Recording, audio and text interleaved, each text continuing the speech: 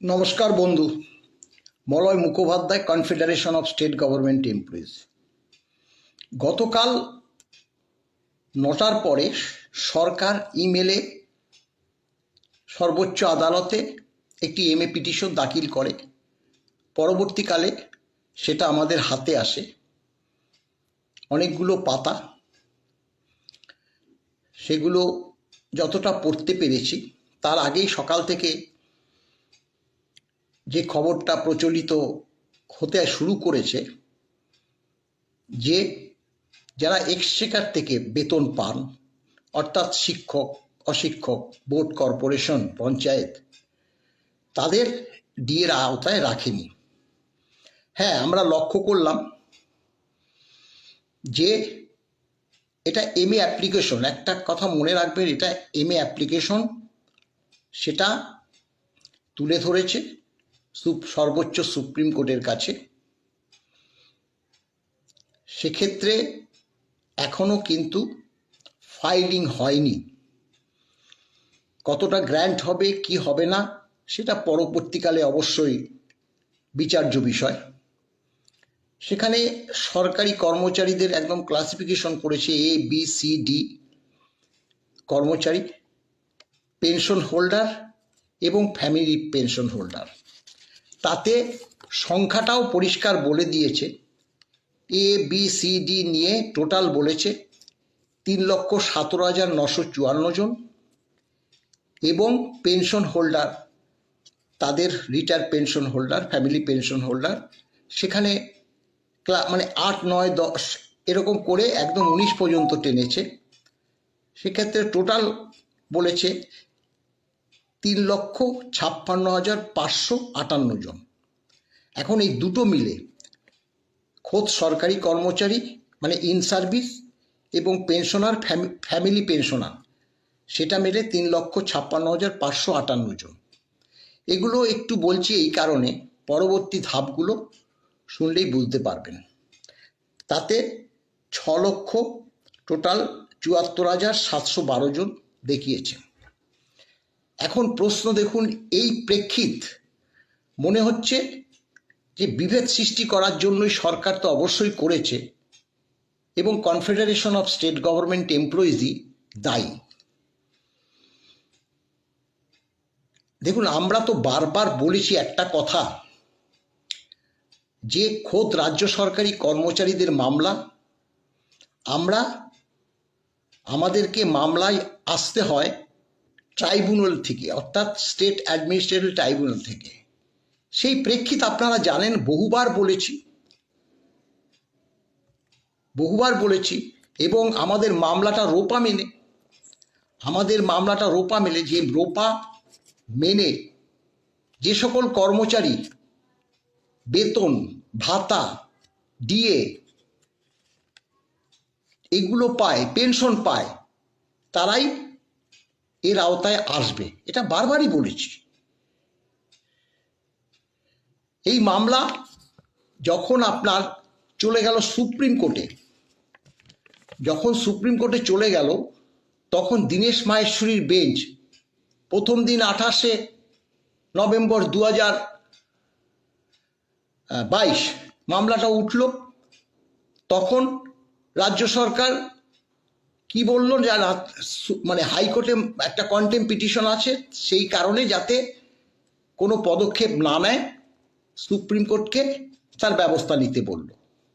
আপনারা জানেন, কেপটিন অ্যাভয়েন্স করে রাখার জন্য কন্টেম্প পিটিশনটা হাইকোর্টের সেটার নির্দেশ দিল।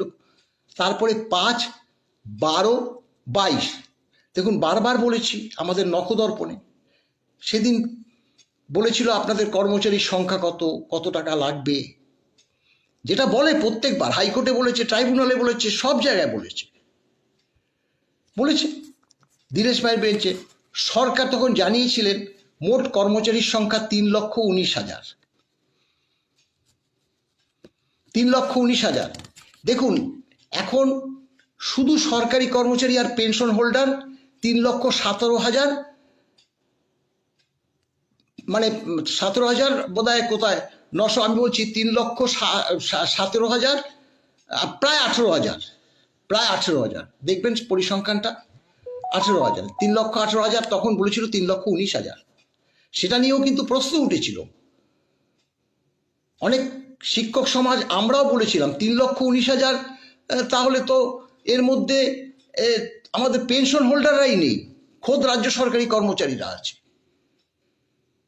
কিছু কিছু তো গুলিয়ে দেওয়ার জন্য রাজ্য সরকার সুপ্রিম কোর্টে দাখিল করেছে।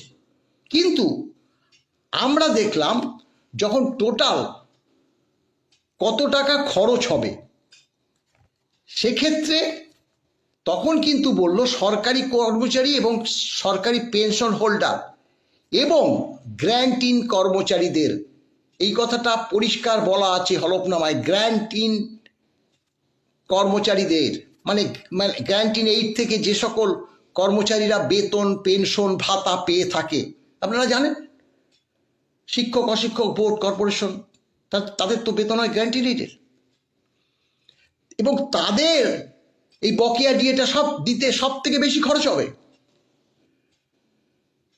তাদের এই যে বকেয়া ডিএটা দিতে সব থেকে বেশি খরচ হবে।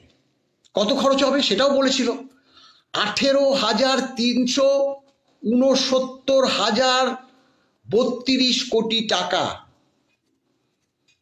তাদেরই সব থেকে বেশি খরচ হবে। আর আমাদের থেকেও তাদের বেশি খরচ হবে, এবং সব মিলে বলেছিল 42,000 কোটি টাকা। আপনারা জানেন একদম রাউন্ড ফিগার 42,000 কোটি টাকা, 61,770 কোটি টাকা। আমরা এও বলেছি যে 25% দিতে বলেছে, মানে 10,400 কোটি টাকা। তাহলে তার মধ্যে কি ছিল? গ্যারান্টি রেটের টাকাও ছিল, অর্থাৎ শিক্ষক অশিক্ষক বোর্ড কর্পোরেশনের টাকাও ছিল। তাহলে আমরা তো ভেবেছিলাম যে সরকারি কর্মচারীদের সঙ্গে শিক্ষক সমাজ বোর্ড কর্পোরেশন পঞ্চায়েত তাদেরও ডিএটা দেবে। তাদের আচরণে এটা বলে দেয় না, আচরণে বলে দেয় না। এছাড়াও আপনারা দেখবেন 10 নম্বর এর 10 নম্বর পেজে কি বলা আছে? DA is so West Bengal is extended not only two state government employees. শুধু স্টেট গভর্নমেন্ট এমপ্লয়িজের দিয়ে দেওয়া হয় না, but also two teaching non teaching staff, government aided institution, local bodies, statutory bodies etcetera. ওই যেটা বললাম এক্সচেকার থেকে পরিষ্কার বলা আছে 10 নম্বর পেজে। তাহলে কতগুলো পর্যায়ে আছে বলুন? তাহলে আমাদের দোষটা কোথায়? কেন আমাদেরকে যাতা বলতেন? বেশ কয়েকজন সরকারি কর্মচারী কিন্তু মানে শিক্ষক সমাজ থেকে বলছে।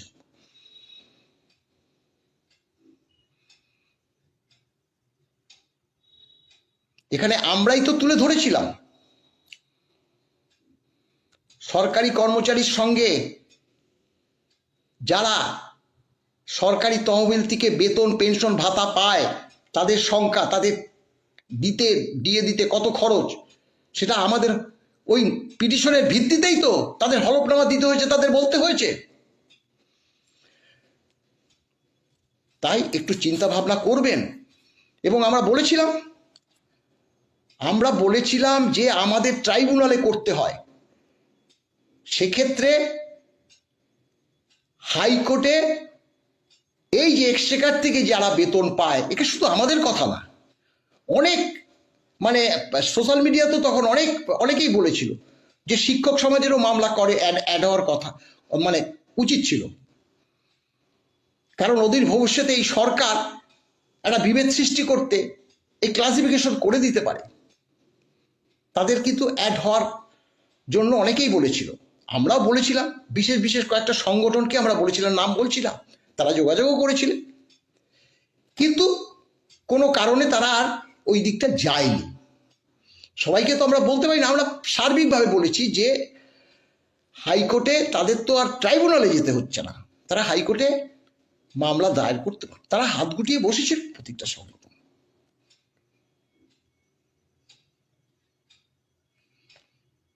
কিন্তু যাই হোক, এটা এখনো কিন্তু ফাইলিং হয়নি। আর যে বার্তাগুলো দিয়েছিলাম, এবং আমাদের আইনজীবীরাও বলেছে, ডিএ রোপা মেনে যারা পায় তাদের রোপা মেনেই তো মামলাটা, আমরা এখনো বলছি রোপা মেনেই মামলা। তাহলে যারা রোপা মেনে বেতন পেনশন ভাতা পাচ্ছে তারা কেন পাবে না? এই প্রশ্ন তো আমরা বারবার করছি, বারবার করছি। আমাদের আইনজীবীরাও বলেছে, অনেক আইনজীবী বলেছে সরকার না না দেওয়ার সম্ভাবনাই বেশি। সরকার হয়তো ক্লাসিফিকেশন করবে, আবার হয়তো তাদের মামলায় যেতে হবে। এই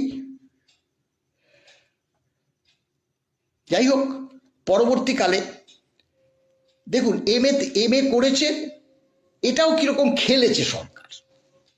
এম এ করেছে সরকার, কিন্তু এই যে 31/3/2026 পর্যন্ত যে 25% প্লাস প্রথম ইনস্টলমেন্ট, সেখানে 15 হোক, আমি বারবার বলছি 25-এর সঙ্গে 15 হলে 40, 20 হলে 45, 25 হলে 50, এই ডিএটা তাদের দেওয়ার কথা ছিল 31শে মার্চের মধ্যে।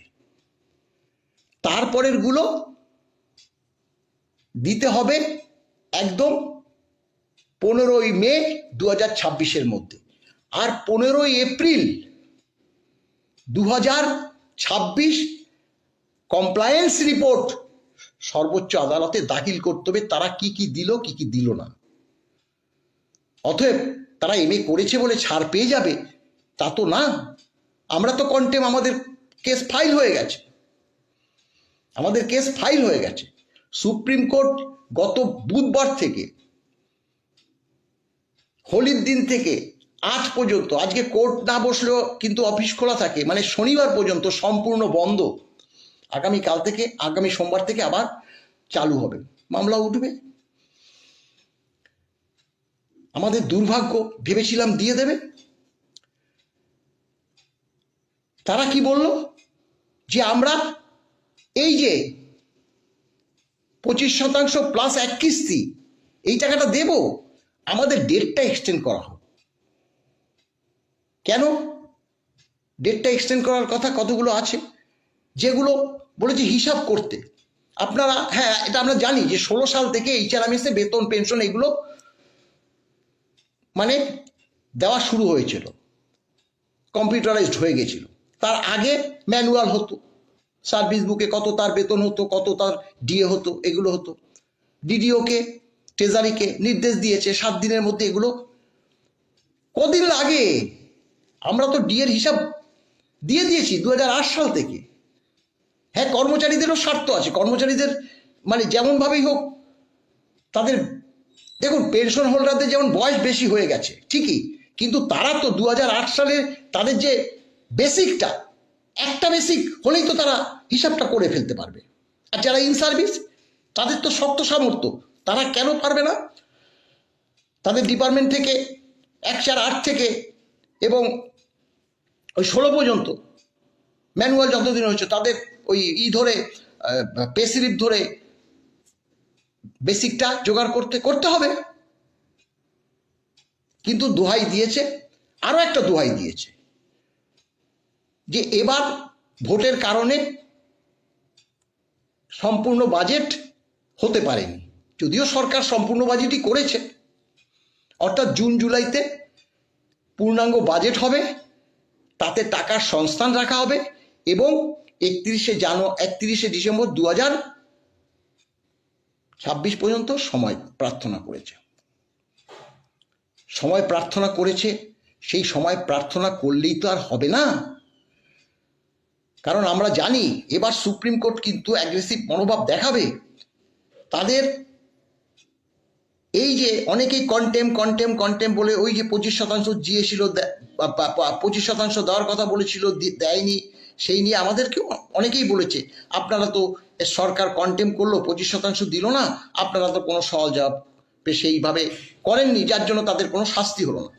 আমরা বলেছি, যেটা আলোচনা হয়েছে, সরকার এখানে বলেছে যে 25% দিতে গেলে আমরা যদি দিই, আমরা যদি জিতে যাই তাহলে সেই টাকা রিকভার করতে পারবো না, আমরা এই টাকাটা সুপ্রিম কোর্টে জমা রাখছি। তাহলে যার ক্ষমতা আছে সুপ্রিম কোর্টে জমা রাখার 25%, তা সে এখন বলছে আমাকে সময় দিতে হবে সেই 31শে ডিসেম্বর 2026 পর্যন্ত। এটা কি মানতে হবে? এটা মানবে সর্বোচ্চ আদালত?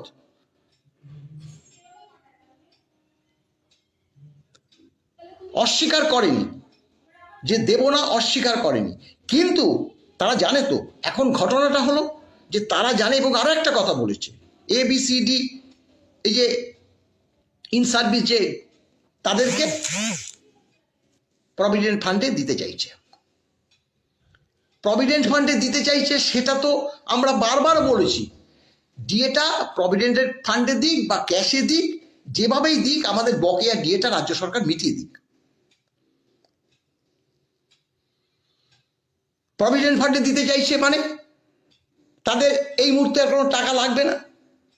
প্রভিডেন্ট ফান্ডের কথাটা বলে দিল, যদি সময়টা এগিয়ে আনে এই সরকার থাকার মধ্যে, যদি তাদের সময়টা না দেয়, তাহলে প্রভিডেন্ট ফান্ডে এই টাকাগুলো ঢুকিয়ে দিলে তাদের টাকা লাগছে না। শুধু যারা ওই পেনশন হোল্ডার তাদেরকে দিয়ে সরকার মোটামুটি ভোটটা উতরিয়ে যাওয়ার একটা পরিকল্পনা করেছে। আর যদি সেই ডিসেম্বরে দিতে হয় তাদের তো লাগছেই না। আর ক্ষমতায় না আসলে তাহলে তো তাদের কোনো দায়িত্বই নেই। চাল চেলেছে। যাই হোক বন্ধু, এখন আবারও বলছি যে এখনো তো লড়াই শেষ হয়নি।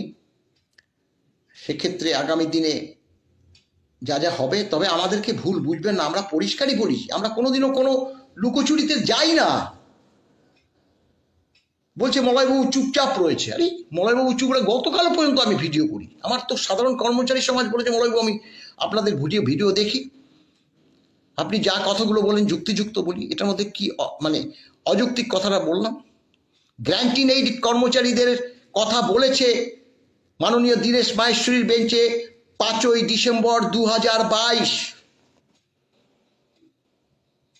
দীনেশ মাহেশ্বরীর বেঞ্চে।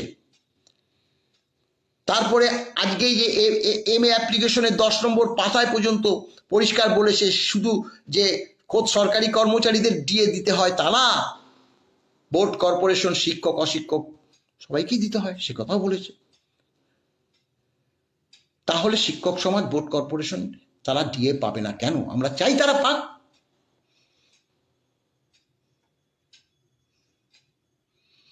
যাক, ভুল বুঝবেন না, এত দূর পর্যন্ত মামলাটাকে নিয়ে এসছি। আমাদের মধ্যে আমরা একটা নির্দিষ্ট লক্ষ্য রেখে এগিয়ে গেছি। আমরা কোনোভাবে কৌশলগত ভাবে এগোইনি। এটা করলে আমাদের সাংগঠনিক লাভ, ওটা করলে আমাদের সাংগঠনিক লাভ, তা আমরা করিনি।